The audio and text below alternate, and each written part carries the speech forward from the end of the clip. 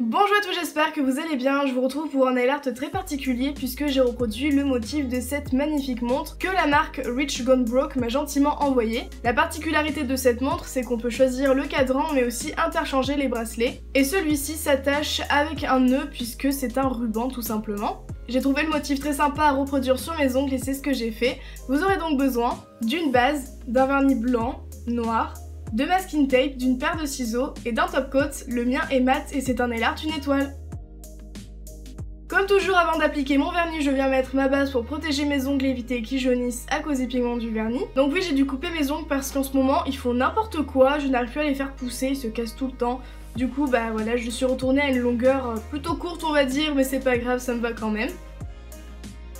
Une fois que la base est sèche, je vais pouvoir appliquer mon vernis blanc en deux couches, la première couche assez fine, la seconde un petit peu plus épaisse. On n'oublie pas de border la tranche de l'ongle pour une meilleure tenue. On évite de trop déborder sur les côtés, si c'est le cas vous pouvez toujours rattraper les contours avec un pinceau plat et du dissolvant. Et une fois que la première couche est sèche, on va pouvoir appliquer la seconde un petit peu plus épaisse par-dessus. On laisse sécher environ 20 minutes voire plus puisqu'on va utiliser du masking tape et ce serait dommage de tout arracher. Donc justement on va prendre celui-ci ainsi qu'une paire de ciseaux et je suis venue découper des petites bandes. Je me suis aidée du motif du masking tape pour essayer d'avoir la même largeur à chaque fois. Et une fois que mon vernis est bien sec, je vais pouvoir appliquer mes bandes côte à côte, j'en applique 3 et je vais enlever ensuite celle du milieu pour avoir la même largeur entre chacune des bandes. C'est l'étape la plus longue et la plus embêtante à faire mais je vous assure ça vaut vraiment le coup. N'hésitez pas à vous aider d'une pince pour essayer d'avoir une meilleure prise en main, c'est beaucoup plus pratique et vous pouvez toujours changer la position de votre main pour vous aider un maximum, surtout quand vous faites votre main inverse.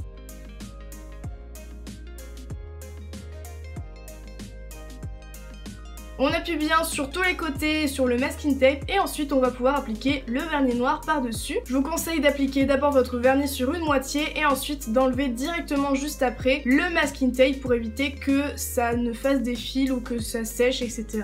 Et si malheureusement ça fait comme moi et ça enlève du vernis, ça arrache le motif, vous pouvez toujours rattraper avec un pinceau fin, avec vos couleurs. Voilà, normalement avec le top coat ça ne se voit pas. Je vous conseille à la limite de faire un ongle par ongle, appliquer le masking tape, puis le vernis et attaquer l'ongle d'après puisque j'ai trop attendu entre l'application du masking tape et celle du vernis et du coup ça a soulevé un petit peu le vernis blanc qu'il y avait en dessous vu que j'ai attendu trop longtemps avant de retirer mon masking tape. Sur l'autre main j'ai tout enchaîné et je n'ai pas eu de problème.